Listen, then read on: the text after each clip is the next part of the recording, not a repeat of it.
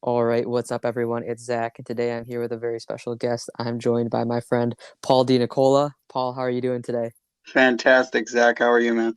Awesome, I'm doing really well. Thanks for asking, and thanks for taking some time to chat today. Absolutely, my pleasure. Awesome. So, Paul, the cool thing about Paul is, as long as I've known him, which has been quite a while, he's always been super passionate about food and culinary and just like cooking in general. So, definitely think we'll get some good insight about that today. But, Paul, do you mind just kind of sharing a little bit about your background, who you are, what you're up to these days, all that good stuff? Absolutely.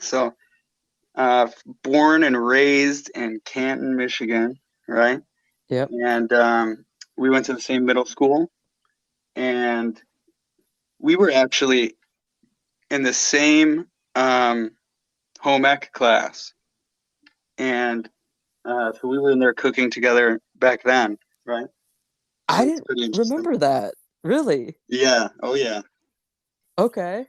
Wow, I obviously remember like middle school, and I know we were in choir together, but I didn't remember that home ec we were together. That's awesome. I just thought of that right now, but um, yeah, I think that's true.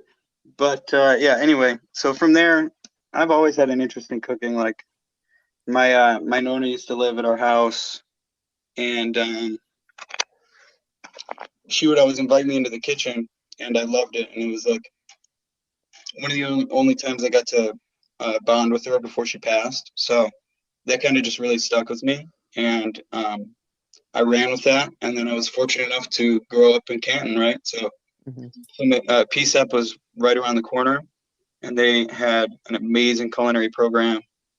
And then after that, the only logical move was to stay local and go to Schoolcraft, which has another amazing culinary program. So I was just blessed, and I felt very fortunate to have been in the situations that I was in.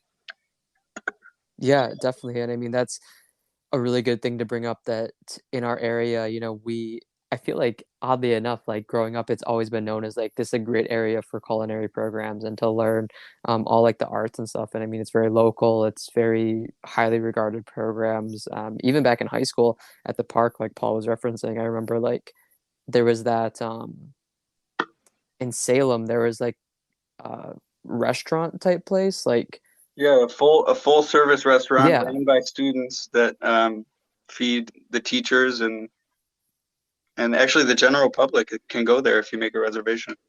Oh, really? I didn't know that. Okay. Yeah, because I knew like the teachers ate there, and like I forget what teacher it was, what class it was, but I remember at least one, maybe probably a couple would say like, oh, for whoever gets like the best score in, the exam, or whoever gets like whoever wins like Student of Jeopardy the or month something, or stuff yeah, like that. they would get like their pass or something to go get a meal down there, and like it was like so highly coveted. And I remember like they were like, oh yeah, you can get, like this really exquisite meal, whereas like at the regular cafeteria, you're just getting your basic like Like chicken pop- sandwich or something. popcorn chicken, yeah. Yep.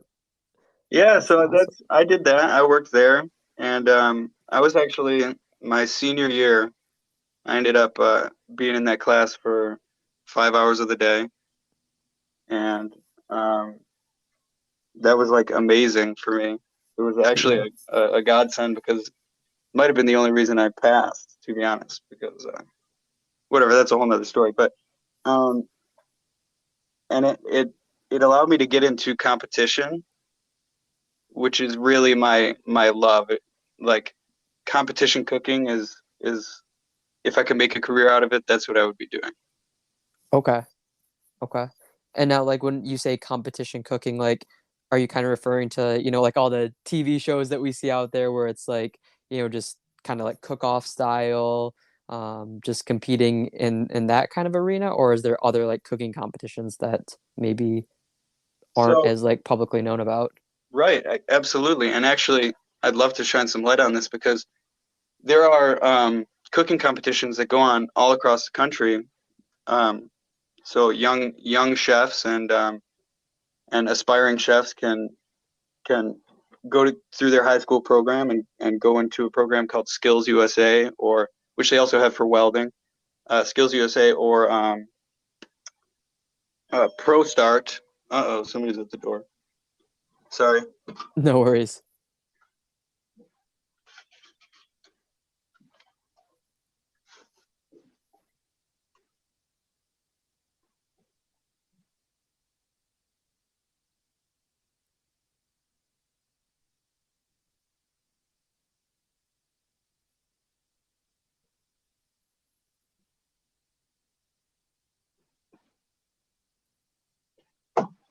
Okay, I'm back. Sorry about that, man. Okay, no worries. We're good. Okay, so Pro Start is the other one, and Pro Start is the one that I did, and Okay. that's a team competition. Mm, And Skills USA is a individual competition. okay. So what you see on TV is basically the same thing, but the variety is there, right? Like there's an unlimited variety of competitions that you could have or do. Yeah. Okay. That makes sense. And Paul, what led you to wanting to do the team style? I really believe that I excel best in a team, Okay. and like how do I phrase this? The best of me comes out when I'm in a team, and I think Okay. that's true for a lot of people. Okay. Because people fill in the gaps for one another. Now, when it comes to like the team style competitions, are you creating your own team or are you like assigned to a team or does it just depend on the competition? Um, Typically, if it's a team style competition, you will be working with your team for months ahead of time Oh, okay. and practicing the same food. So it's almost like you practice the same food every day until it's perfect, until it's absolutely perfect. And Okay. it's not just the food at the end. You're judged on the entire process, the cleanliness. So it's almost like a dance or a theater, Yeah. uh, uh, a play or a musical. Okay. Wow. Yeah, there's a lot of components to go into it. I didn't really realize that. Like, I guess just from watching the shows and just like my own thoughts, I think about the taste and maybe the presentation, but knowing like all the behind the scenes, that's really interesting. Yeah, and then like Chopped, for example, that would be Yeah. considered a market basket competition. So like uh, those are available to everyday chefs through the ACF. Like you can go and do that and be judged on your thing. So Oh, wow. Okay. it's pretty cool. Have you done one of those before? Yeah, I've done actually a lot of competitions. So I started in high school and Yeah. moved into college at Schoolcraft and started competing there for Schoolcraft and I think I ended up competing 5 times around the state and maybe once out of state. And then that Okay. was all preparing for a competition in Thailand. Oh, wow. So I actually went to a competition in Thailand and I placed second out of 1,300 competitors. So Oh that's my like my God. that might have been my peak, you know. Yeah, that's amazing. Congratulations on that. Thanks. Now, and I'm curious for like that competition in Thailand, like did you going into it, did you know exactly what you were going to be cooking or like was it kind of you had an idea or like what were some of like the details with that competition? So yeah, I'll go through the whole thing. So Sure. when I got to Schoolcraft, they were not currently competing, and I really wanted to compete because I had come from competition in high school, and really wanted to compete. And all of my peers who came to Schoolcraft from the high school also wanted to compete. So it was almost like a continuation of the PSEP culinary team. Okay. And we did a team competition first, and then each one of us did our own individual competition, but we prepped for it as a team. So we were helping one another as a team for our individual competitions. Okay. And so we were doing the same dishes in all of these competitions, getting the feedback from the chefs, tweaking the dishes, competing again, all in preparation for this big competition. So so it was like almost like 6 months of hard work, like 5:30 a.m. to 11 p.m. Oh, No wow. joke of like hard work, Yeah. all for Jeez. 50 minutes. Yeah. So it was a crazy stressful time for Wow. me. I can imagine. That's crazy. But I mean, it sounds like it definitely paid off, and it was worth investing that time and energy. And I honestly had no idea that that's kind of like the level of commitment and requirement that it takes to really master this craft and to be able to compete. I mean, it makes sense, right? Like anything, any skill or any trade, you have to spend all the time to do, but just to know like the rigor of what you had to go through, that's crazy. Yeah, I mean it's not something that I particularly knew was gonna happen going into it either. Sure. So that was that had to be the most stressful time of my life, and I've actually had to make some changes since then, like quite a bit to avoid burnout. Yeah, I was gonna say like with that kind of schedule, I'm sure burnout's probably pretty common in like the culinary community then. Oh, it absolutely is, and even for people who aren't competing, just for people who are cooks in a restaurant, the Okay. schedule can be very draining. Is there anything that like you personally or just like maybe people that colleagues, is there anything that helps kind of like prevent that burnout? Well, it's big big on self-care, and then Okay. I think that what really helps is discipline, self-discipline, Okay. because um, if you let yourself slip a little bit, it can become a very slippery slope very quickly. Mhm. Meaning, like, I don't want to beat around the bush with this, but like, um, in the restaurant industry, as cooks, uh, drug use is like very prevalent, and Okay. it's my least favorite thing about being in a kitchen, seeing it because I hate to see it. Yeah. But it's very common, and there's got to be a solution to it. Mhm.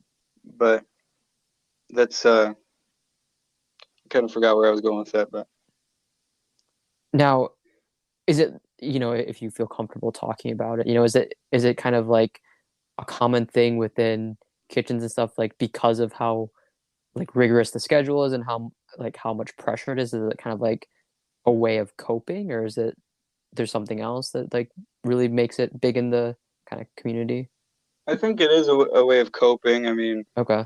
it's a combination of things, of Sure. course, but I think it's coping as well as, like I said, the schedule can be Mhm. somewhat isolating sometimes. Like um, you, as a cook, you have to work when other people are playing, right? Right. So it's a service job, you know. It's Yeah. that, but it's very stressful, and I Mhm. don't know why, but cooks tend to like um, substances. Hmm. Okay. That's interesting. So, kind of just thinking about being a chef and, preparing food, just preparing dishes for, competitive purposes, but also just for, restaurant goers and stuff. Um, I'm sure there's a lot of pressure, right? Because like, you know, maybe you perfect a dish, but like that specific person just doesn't like it. Like they just don't care for it. And it's nothing that you did wrong, but it's just their palate or their interests. Like, is that ever anything as a chef that is really tough for you to kind of like deal with? Or is it kind of just like, well, not everyone's gonna like what I make and that's okay? Yeah, absolutely. It can be pretty difficult at times, Mm-hmm. and especially when people are um, very, very vocal about it. But Okay. um, because as cooks we're in the back of the kitchen working hard, and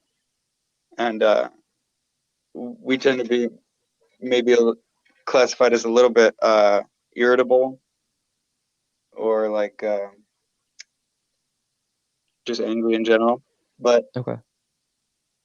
but me personally, I like it when people are honest. You know, if something doesn't taste good, I like it when they tell the server that it didn't taste good. Yeah. Because I've done that at restaurants. Yeah. That makes sense. I mean, like I'm sure as as a cook, as a chef, you want to perfect your art. So if someone says, well, it was pretty good, but maybe too salty or something, like you want to have that feedback so you know, did I overdo Next it time. here, or is it just like this one person just has like a lower, tolerance for it, or just so you can get better at what you do.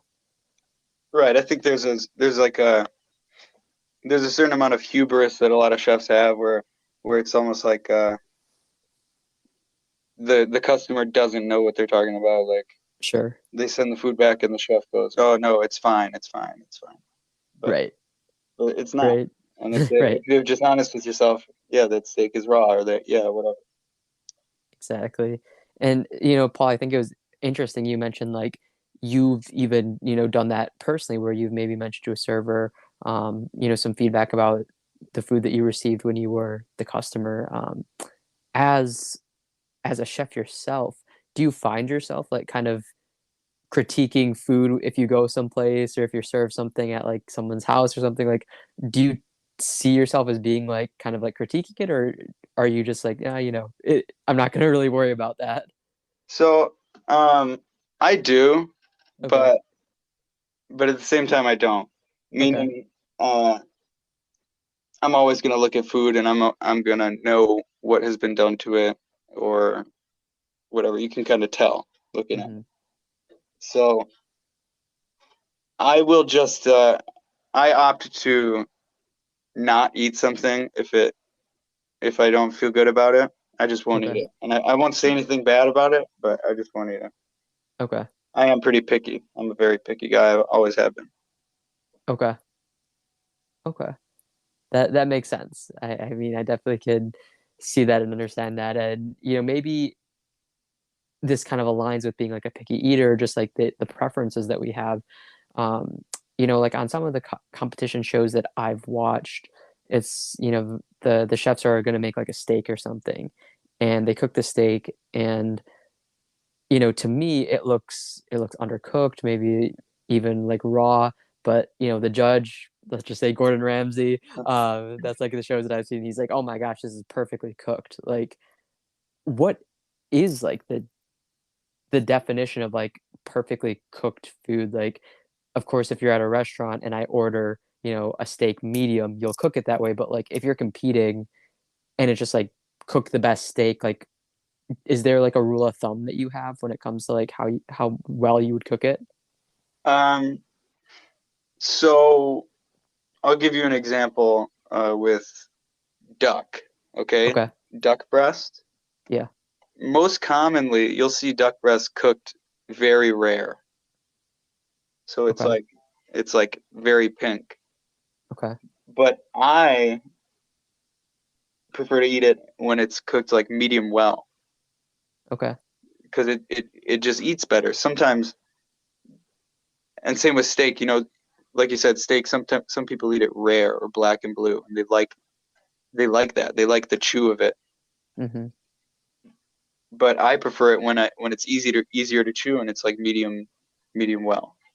Yeah. It for some reason I don't know. Everybody's got their preferences, right? Right. Okay.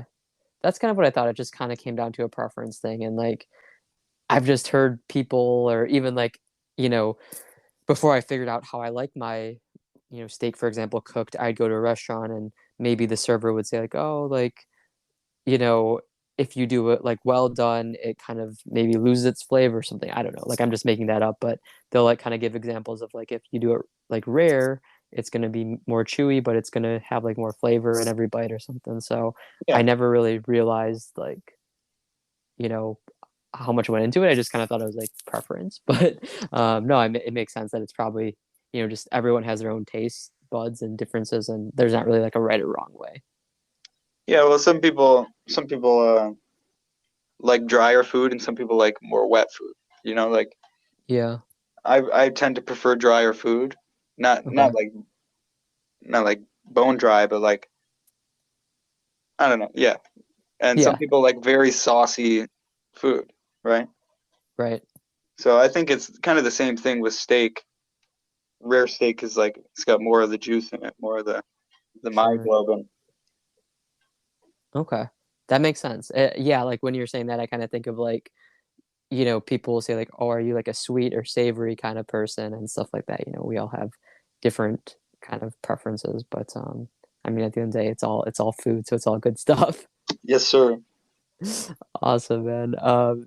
Is there like do you have like a go-to dish that like if you could, like if I was gonna come over right now and you're just gonna make us a meal or something, do you have like a go-to that you would always go to?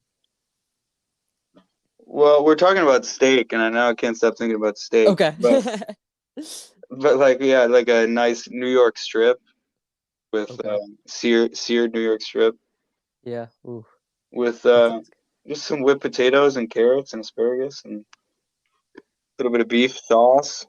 Just simple. That's my whole thing. Is like simple, good food. I don't want anything too fancy. You know? I like that. I like that. I feel like sometimes, you could go to like a nice restaurant, and I've certainly been to a nice restaurant, and I almost feel like intimidated by the menu. Um, Not to say that the food was bad or anything like that, or the service, like it was a great experience, but it's like I don't really know what these foods are, or it sounds so complex. Like I just want something kind of simple. So I like that philosophy. Yeah, like circling back to why I got into the industry is like my nonna, right?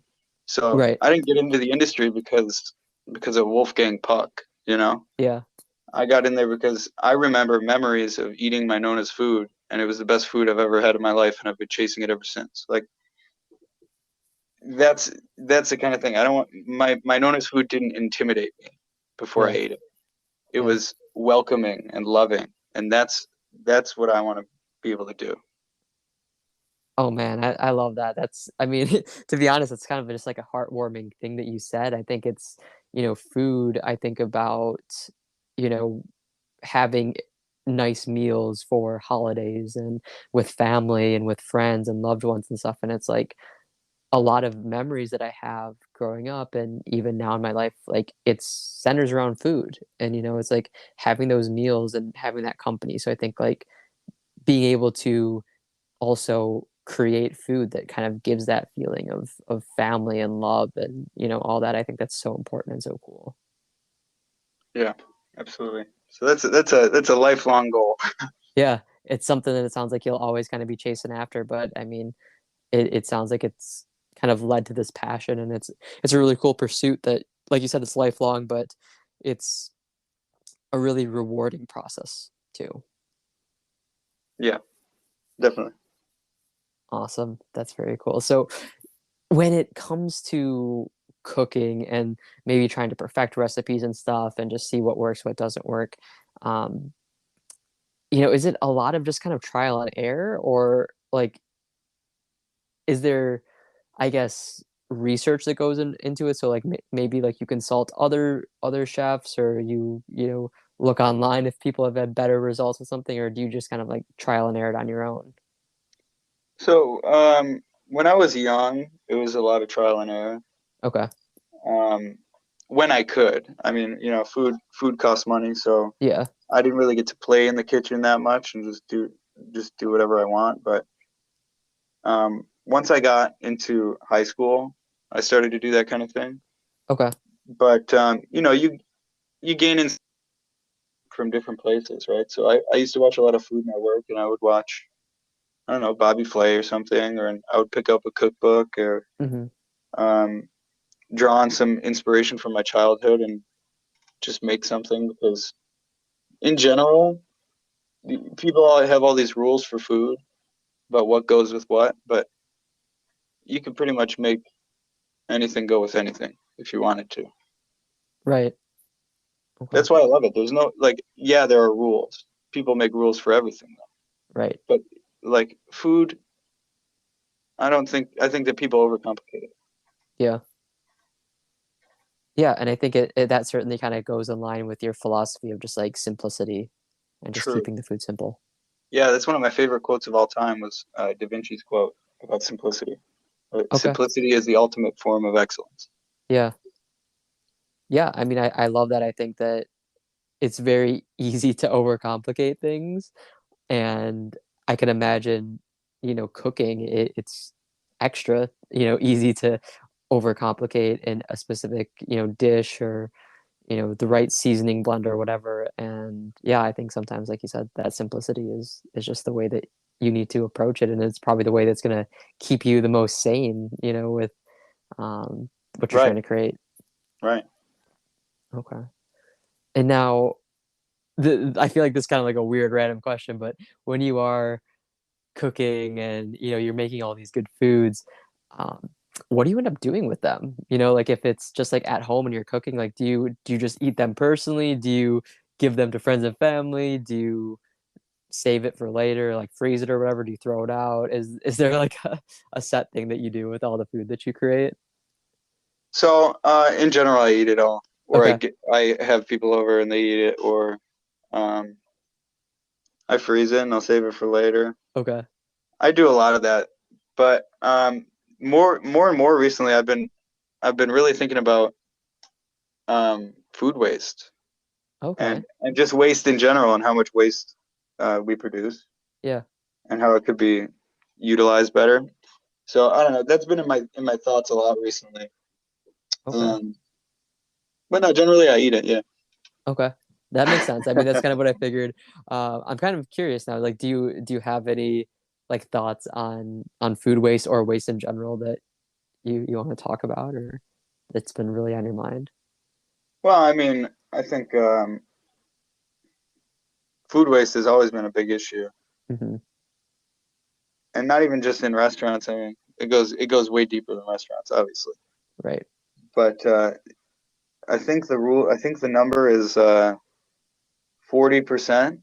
So out of the food that comes into a restaurant, like 40% ends up getting thrown out as waste, Wow. which is pretty crazy. Yeah. So um, and part of that is we don't have the skilled workforce enough to handle it, Okay. especially in the restaurant industry. I mean, like you can compost and put all your waste in a compost, but then you end up with rats in the back and stuff. Like not in the kitchen, but behind the restaurant. Um, Right. there are complications with everything, but there's got to be a better way. And I think that we're almost seeing the end of the restaurant industry. I think. Really? Okay. Yeah. What makes Well, you feel that way? every end is a new beginning, but Right. um, just the workers don't like people don't want to cook. Okay. People don't really want to cook, and Okay. we're gonna have a lot of new things happening in the next 10 years that I don't see going well for cooks. Okay. Meaning, like, um, if you look at robot use in kitchens and fast food industry and all of that, Hmm. um, that I think is going to be huge in 10 years. So a lot of people are going to lose their jobs to that, I believe. Do you think, and I am sure like you probably have your own thoughts being a chef that vary from someone that's not in the industry, but like, do you think that it's possible for like robots and technology to actually replace a human chef? Um, Not a human chef, but a human cook, definitely. I think like Okay. a fry cook could easily be replaced by a robot. Okay. I mean, you're just dropping fries, picking them up, and putting them in a thing. Sure. It's obviously there are nuances to it, and it's going to have to change the way that a kitchen flows if you put some robots in there. But Right. um, so I just think some some jobs might be lost or replaced, and I don't know. Maybe I'm just a conspiracy theorist, so maybe it's nothing to worry about. I mean, I think it's valid points, and just thinking about the future in general and your future, in the industry, I think it's things that it's good to kind of have on the back of your mind. And with technology, I mean, just in our lifetimes alone, just like how rapidly it's increased and become prevalent and stuff. Like, I think it makes complete sense to see that like the future, like you said, maybe 10 years, I could even see maybe like 5 years, where technology is just running almost everything we do. I mean, I think about even like the fast food restaurants. That's, I think like maybe McDonald's is one where there's like the kiosk inside or something that like you can place your order. So it's like not even using that human interaction, having that Right. employee, and just stuff like that. It's all for like efficiency and probably saving money in the long run for these companies, but it's Definitely. crazy to think about like how it could be like almost like an all digital world.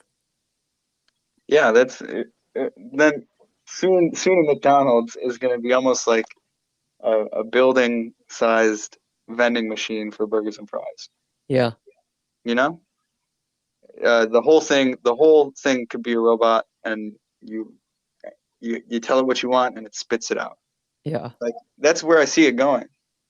Um, no human would need to be involved except for stocking it, and then actually, who knows? Amazon could stock it. You know, Exactly. Yeah, it's crazy when I really think about it. Um, the exponential growth is crazy. yeah. So I mean, as someone in the industry, and like just having this conversation where that could be the future, and there can be, like you're saying, the restaurant industry could be potentially coming to an end with all the technology. Like, does that concern you or worry you, or like, is there anything that you're doing or that you like want to do to maybe keep it relevant? Well, I think to a certain extent there will always be a market for, let's say, like high-end chefs, Okay. right? Yep. So high-end chefs and fine dining, I do not think could be replicated by a robot at all. That takes so much finesse, so much planning. Like it's it's uh it's a lot more complex. Okay. So simpler things, diners, fast food, pizza joints, um, Taco Bell, I think that could all be automated. But um, for example, you could have one person in there just overseeing the machine. Right. Um, but no, fine dining is always going to be good, and then you're always going to have people having parties and Yeah. banquets, banquets and stuff. So not Okay. totally wipe it out, but it's definitely going to change the restaurant industry for Yeah. better or for worse. That makes sense. Okay. Yeah. Like that's kind of what I was thinking when it comes to like fine dining, like that, maybe you could try to replicate it with technology, but it'd probably be so hard to match that kind of same like just standard when it comes to the human kind of perfecting the dish, and like you said, like all the finesse and planning and everything. And I think you brought up some good examples of like catering and banquets, and I even think about like people that have like their own personal chef. I'm sure that that is going to also keep the job and the industry Well, relevant. I don't know because if somebody's got a personal chef, maybe they can afford a one-time payment of $200,000 for a robot kitchen. You know. That's okay. Yeah, that's good point. Okay. So I don't know. It's a lot to think about. It's It probably not is. even worth thinking about, right? Right. I'm just Right. gonna let it happen. Yeah. Okay. It's wild to think about it. It can definitely be kind of like a wormhole of like you're just going down the rabbit. I guess rabbit hole is better word than wormhole. Rabbit hole where you just kind of you keep saying like, oh, what if that happened and that happened? So it'll be interesting to see though what happens over the next 5, 10, 15, 20 years. Absolutely. Awesome. So, we've talked a lot about food and your experience and just your background in it. Um, is there anything else that's really just like been a huge passion of yours lately or throughout your life? Yeah, I mean, when I think back on my life, I spent a lot of it. I don't know whether you would call it entertainment or Hmm. performance, maybe. Yeah. But in choir, I spent like 10 years of my life in choir and singing, Hmm. and I did a lot of musicals and plays, which I think helped set me up for doing well in competitions. Because, like I said, it's a lot like a performance. It's a lot like a Sure. play. But that was something that ended up just kind of becoming lost in my life, and it was something that brought me great joy, and it reminds me of the same feelings that I had when cooking with my nonna. Mm. Just those warm feelings of like when people sing in harmony, like you can't beat that. Right. So so that's something that I've been missing recently, and I've been wanting to sing sing with everyone, sing with random people, um and entertain people. That's what I've been missing, Yeah. especially with COVID, man. I haven't been able to really entertain people.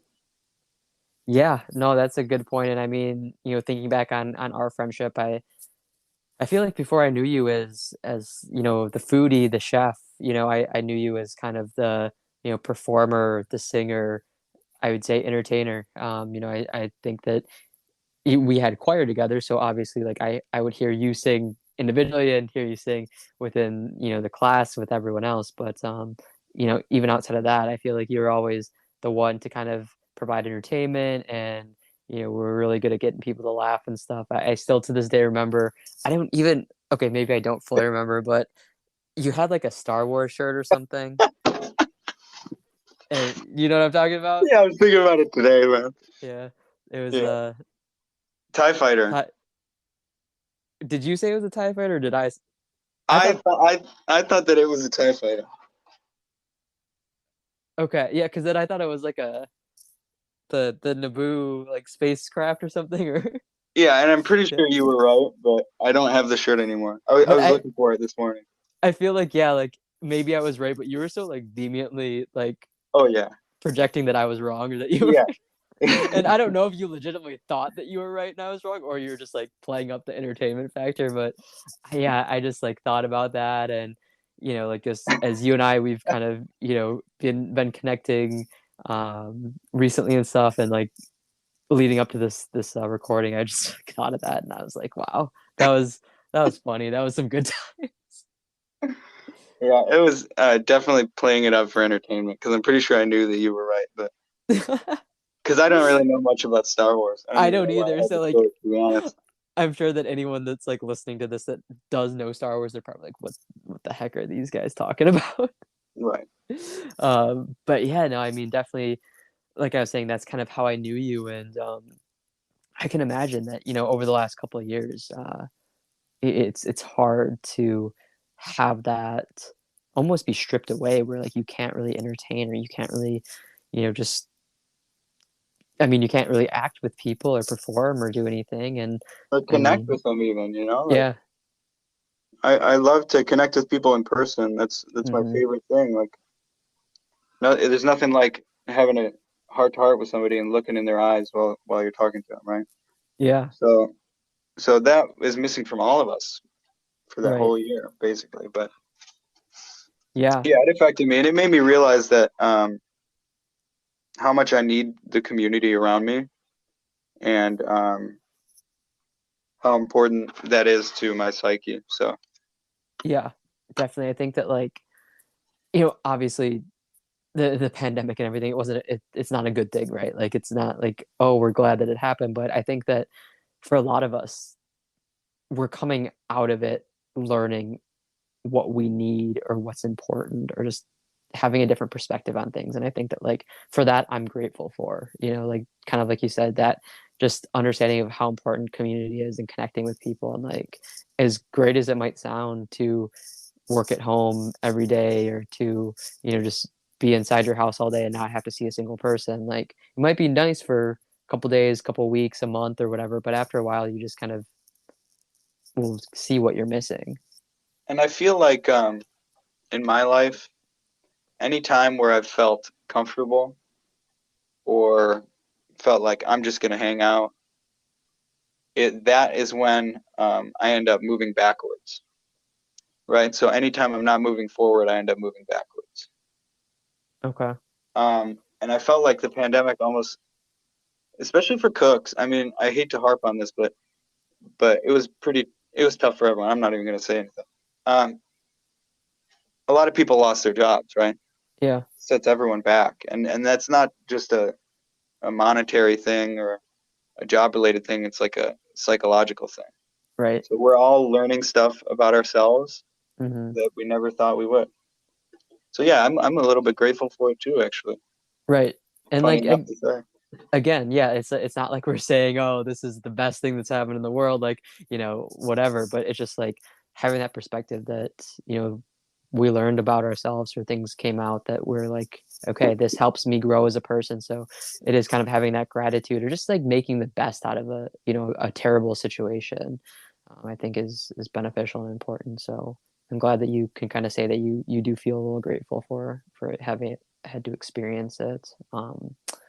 You did mention, and if you don't want to touch on it, you don't have to, but with the pandemic and being, in the food service industry, how much of a change and how much did it get shooken up because of that? Oh, it's still crazy. It's Okay. still crazy. But mid-pandemic, I mean, places were getting shut down. The whole restaurants weren't operating, right? Or Hmm. we were only allowed to we do carry out only for a long time, and then you could only have like 12 people in your restaurant. How are you going to Hmm. make back your money for rent with 12 Right. people? So it actually made people get very creative, and that's what we do as humans is we adapt and we overcome. And Hmm. um, a lot of people did, and the ones who couldn't do it, sad to say, a lot of places went out of business Yeah. because they couldn't find the employees. People don't want to cook. Um, People saw it as risking their lives Hmm. to cook somebody a burger. It's like what's your risk reward on that? Hmm. But Yeah. we're in the middle of a big shakeup. That's true. And I mean, I just think about like, drive down a major road or something, or turn on the news and you'll hear about like how all these places are struggling with finding employees and stuff. And I think a lot of the times that I hear that kind of stuff or see those kind of things, it is more so food related, whether it's fast food or restaurants or whatever. It seems like the industry as a whole is struggling and going through quite the changes with everything going on, maybe more so than other industries are. Absolutely, I think that maybe we see it more in our day-to-day lives because food is so central to our being Hmm. that we realize minute changes in the way things operate with food, but we might not notice those same changes happening in another field, right? Yeah. Something that's a little bit more hidden. Yeah. It's No, that's a good interesting. point. It is. It is. And like, I mean, I think that's even a good perspective that you brought up of like that I didn't really think about is like when restaurants were, 12 people could only be in the restaurant or, carry out only. It definitely does shake things up. I mean, in terms of how the restaurants ran and probably how food's prepared or, whatever the case may be, there's probably so many things that were impacted by that kind of, changes that were mandated and stuff. Yeah, yeah, there's big changes. A lot of people were fighting it, but I mean, at a certain point, you can voice your opinion, but it's best to just hop on the train and Right. follow Yeah, everything. for sure. Now, Paul, I'm curious, do you have any like big goals or future plans or like aspirations in the industry that you want to achieve someday? Like, do you want to have your own, restaurant someday, or you want to make a cookbook or like anything like that? So yeah, I've thought about all of that, Okay. and it started when I was younger. I really wanted to own a fine dining restaurant, right? Hmm. And then I went to Schoolcraft and I learned um, what a certified master chef is, and I started Okay. learning from certified master chefs, and then that became my goal, certified master chef, and that's still a huge goal of mine. But that to me represents the unattainable um, mountain, right? Like that's the goal that will almost surely cause burnout, and I've seen people work their whole lives for it and it Hmm. didn't work out for them, right? Right. So it's a little bit more risky. Um, but now I have new goals, and actually, it's funny we talk about unemployment because I actually just quit my job, and Right. um, it's because the restaurant industry is so stressful. I had to get out. Yeah. Um, so I'm moving towards a more private dining kind of experience. Okay. And so now my short-term goals are to start a meal prep company and start doing all different types of meals from frozen foods to fresh delivered weekly full meals and stuff. Okay. So I'm working on a menu, and that's going to go on. That'll debut sometime early early 2022. So Okay. watch my Instagram for that. Yeah. PJD Culinary on Instagram. Okay. Um, Perfect. so that's my new goal is do that, and I'm taking it one step at a time, baby steps, Yeah. and just persisting on it. I love that. That's awesome. And, congratulations on, having that goal and having great thoughts and ideas already going towards it and, plan of action.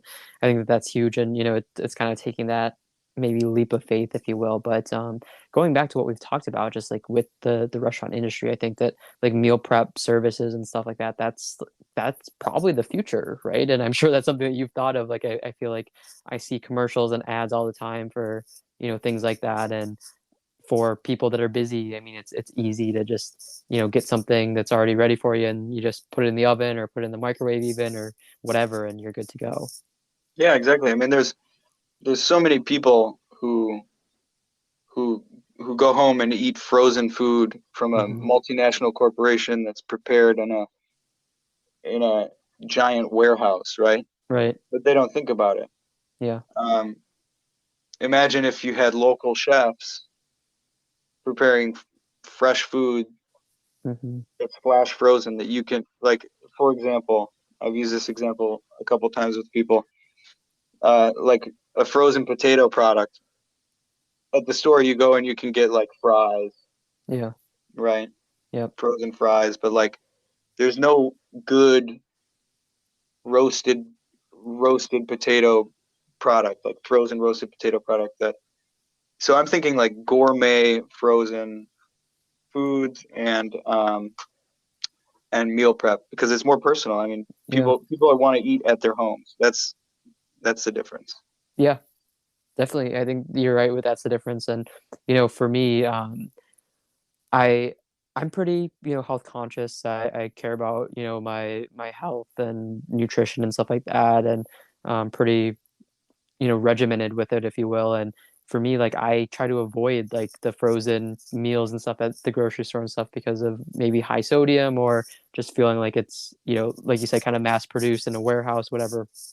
I feel like it might not be the best quality. Whereas if I just maybe take the extra time to, make something fresh or get fresh food or, vegetables, whatever, it's going to be better for me and fuel me better. So I really like, the approach that you're taking, Paul, with just like, wanting to provide that. Whereas like I would feel more comfortable and confident getting, food like from a meal plan, company like your own, because I feel like you're getting more of like the health benefits that you might not get if you just buy something, you know, from Stouffer's or something at Kroger. Absolutely. I think that a lot of people feel that way too. I mean, I've spoken with several people, um, at all ages, all walks of life, and they all said, "Yeah, that I would buy that because people want that tasty food, Hmm. but it needs to be good for you. Like you said, health conscious people, like good food is good for you. That's Yeah. the thing. Vegetables are delicious when they're fresh and prepared properly. Hmm. And I think that if it's made accessible, people will jump on the opportunity because, like you said, it is better to make your own food, right? Right. Than to use a Stouffer's thing. But then you're in it for an hour or 2 hours, Exactly. and the convenience is huge if you can have it done for you. So Yeah. I want to fill that gap. I love that. And I think that's something that's interesting. And I'll be honest, I've even said it to people, when it comes to like those meal prep services and stuff, like I've said and I hear people say like, oh, it's too expensive and stuff. And it's like, there might be a price tag associated with it, but I think the thing is like, you know, I'm willing to maybe go to, I don't know, we'll say like Chipotle and get something that I feel is moderately, it's probably better for you than McDonald's. And I might spend like $12. So it's Right. like, On I one might meal. exactly. So it's like for like a meal prep company, I might spend, I don't know, I have no idea what like makes sense, but let's just say Well, like $50 or something for the week and might be like, oh my God, that's so expensive. But then it's like I just spent $12 for a single meal. right, exactly. And it's Yeah. like if even just 7 meals a week, right? Hmm. Dinner every night, or you take it as lunch every day, Yeah, whatever the person wants. Obviously, it's going to be customized, um, but yeah, I think it's very beneficial. definitely. And I'm kind of curious just to get your perspective since like I said, I am pretty health conscious and just health and fitness and nutrition is all something I'm passionate about. From Sure. like kind of your perspective and just like your experience, is there um like a maybe a certain way that we should eat our food? Like is like eating all organic the best, or is like Um, limiting our carbs, the best way, or do you kind of get into any of that any? yeah, I do, and this it kind of leads in with how I live my life in general. Sure. Um, like everything in moderation, Hmm. pretty much. Like I was talking about discipline, like um, for me, and I just started getting back into the gym like 2 weeks ago. So, um, but as far as eating goes, I've never been one to limit myself. Okay. Honestly, I'll, I'll, I'll eat whatever I want. I Hmm. just limit the amounts of it that I eat. Okay, that makes So like, sense. and then I love to fast. I actually love fasting. It's funny you said that because I do too. I fast every day. It makes me feel amazing. Yeah. I do a lot of that, and it's actually kind of funny to me sometimes. I think that I'm an oxymoron because I'm a chef who loves to feed people, but here I am fasting. Yeah.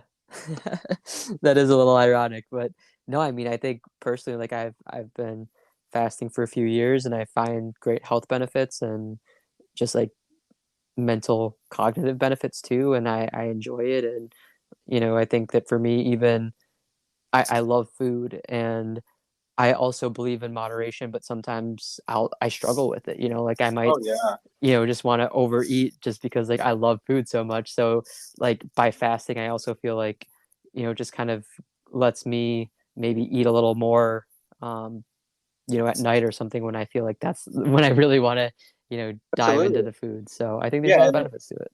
and your body burns that stuff up. That's like it just feels more efficient to me. And Yeah.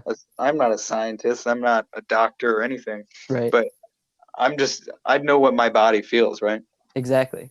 Yeah. And I mean, like, without getting into the weeds of it and stuff, like, you think back to like the ancestors, if you will, of like hunting and gathering and stuff. And it's like, a lot of during those times you kind of are forced to fast, right? Because you can't just go to McDonald's or open the pantry and get some cereal Right. or something. So it's kind of like how the human experience was originally. So it kind of like makes sense that like I if we agree. do It's that now, very it works. natural. Yeah, it's like a Very natural natural. thing. There's And no such thing as three square meals in nature, right, you know? right, yeah.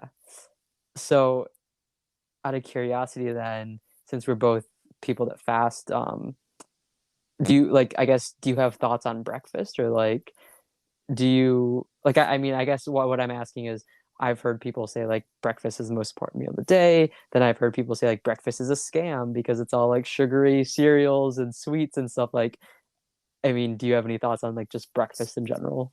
I think that both can be true. I think that Yeah, breakfast is very important because you're breaking your fast, right? sure. You need you need something to fuel the acid pit that's inside of you that's going to Yeah, raise your body temperature and get you going.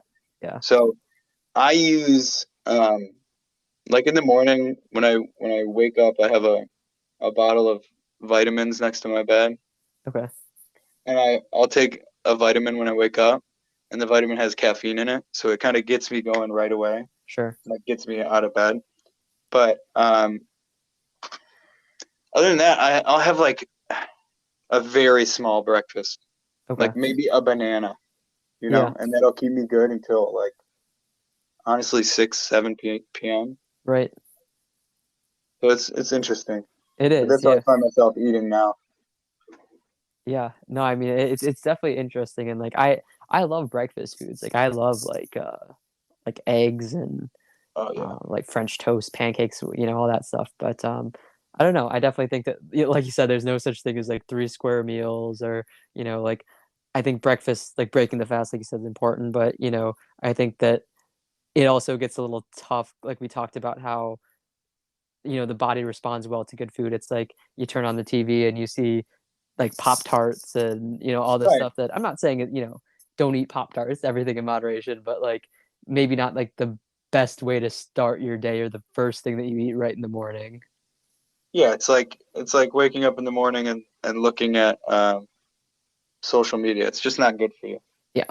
Like to set a good base for the day, you really need real food. Yeah. And I don't know if you've seen this thing that's going around now, but Jamie Oliver against McDonald's. No. Jamie Oliver, the chef, Yeah. is suing McDonald's because because of the pink slime. I Have you do heard about not. the pink No. slime? So No. it's just basically don't eat McDonald's because it's full of chemicals Yeah. and it's made of meat that would only be sold as dog food otherwise. Wow. Okay. I saw that this yesterday, and the sad thing about it is that I was at McDonald's when I read this. Okay. Jeez, I haven't heard about that. That's crazy. I mean, I guess like I'm not really surprised, but at the same time it's kind of sad. Yeah, I'm not surprised at all either, but it is sad. I mean, that's like that's profits taking over. hmm It is. It is for sure. And like, we kind of talked about just enjoying food and everything in moderation and stuff. And like, I'll be the first to say like if it's my birthday or I'm celebrating someone's birthday, like, I'll gladly have, few slices of pizza, couple slices of cake, whatever, I definitely will indulge and stuff. But I feel like if I do that, the next day or next even couple days, like I just feel like almost like lethargic, and like I just feel like if I go on those kind of, we'll call it a like a food bender where I'm just eating whatever and more, not moderation at all. I just feel like it kind of wears down on me. Whereas if like I'm eating like those vegetables and those fruits and lean meats or whatever, like I just feel so much more energetic and just so much better physically, mentally, and just like in every aspect of my life. Absolutely, dude. I feel that 100%. It's like when people wake up in the morning and they hmm have a full continental breakfast, like eggs, bacon, uh, the whole gambit, right? And then hmm for me, I eat that and I'm like, I'm going back to bed, Yeah. right? So then my whole day is wasted. Where if I Yeah. wake up, I'll have a cup of yogurt or a banana and a little shot of espresso. I'm good all day. Yeah. It's weird. It's weird how when you eat more, sometimes you have less energy. Yeah, definitely. And I think about like the holidays are a great example. You have those big feasts, and then it's like you just want to go lay down and go to bed or something, and like you just don't Everybody's have the energy. lethargic. Yeah, yeah, it's crazy, but that's I think it's the interesting thing about like food and just how we I feel like and I've even done it too, and maybe still do it sometimes. Like we almost demonize food in the sense of like you have bad food, you have good food, whatever. And certainly there's things that are better for you and whatever health benefits and stuff. But I think that a lot of us have gotten away from seeing food as what it actually is. Like it's fuel for our body. It's not this like subjective, like random thing that we just consume. It's like it's actually what gives us the energy to live. Yeah, I feel like there's a lot of things in our life that we are absolutely crucial that we take for granted. Yeah. And that's a very good example of one because people will eat anything Yeah. and have no problem with it. Yeah. No, I think that definitely, I think it's something we take for granted for, and, even just taking for granted the fact that, I can go and make a nice meal right now. Like I'm grateful for that. That not everyone um, has that luxury. And like you mentioned, Absolutely. when it comes to like experimenting with food, like food costs money. So maybe not everyone's able to, um, go to the grocery store and get all these different foods and selections and stuff. So it's just like things that we take for granted that's so important and so crucial to our livelihood. Absolutely. Every day. And it's almost like there's nothing we can do about it. I mean, Right. we can do our best, but Right. gratitude, attitude of gratitude. Yeah. I love it. Attitude of gratitude. Awesome. So, Paul, it's been a great conversation. I've enjoyed catching up with you and just hearing about your journey and getting some great perspective on everything we talked about. And you mentioned, with the food prep, business that you're looking to start, you said the best way to keep up to date on that is going to be your Instagram. Yep, my Instagram at PJD Culinary. Okay. PJD Culinary. I will also put that in the description of the episode. So if you're listening, feel free to click down there and go check out Paul's Instagram, give him a follow. I'm sure if you message him, he'd be happy to, connect, whether it's about something we talked about today or inquiries about his business or just about him in general. I'm sure he'd be happy to chat it up. Absolutely. Awesome. Well, best of luck with that endeavor, and I'm excited to hear about it. I'm excited to keep up with it, personally, and definitely, I think that it's something that you might even have a customer in me, once it's all up and running, because it definitely sounds Awesome. like something that I'd benefit from. Hey, fantastic. Zach, thank you so much for having me on. I Yeah, really of course, appreciate it. man. I It appreciate you was a taking great the time. time. Awesome, man. Thank you, for coming. Glad you had a good time. I guess, is there any like last message or word that you want to give to anyone that's listening today? Um, no, Happy New Year. Have a good one. Enjoy the rest of the year. I love it, man. Awesome. Well, thank you for coming on. Definitely, keep me updated on everything on a personal note, and as the endeavor takes off and stuff. And maybe a year from now, we'll hop back on and we'll get an update of how the business is going for you. Sounds fantastic, man. Thank you. Awesome. All Have a right, good one. Paul. You too. Bye. Bye.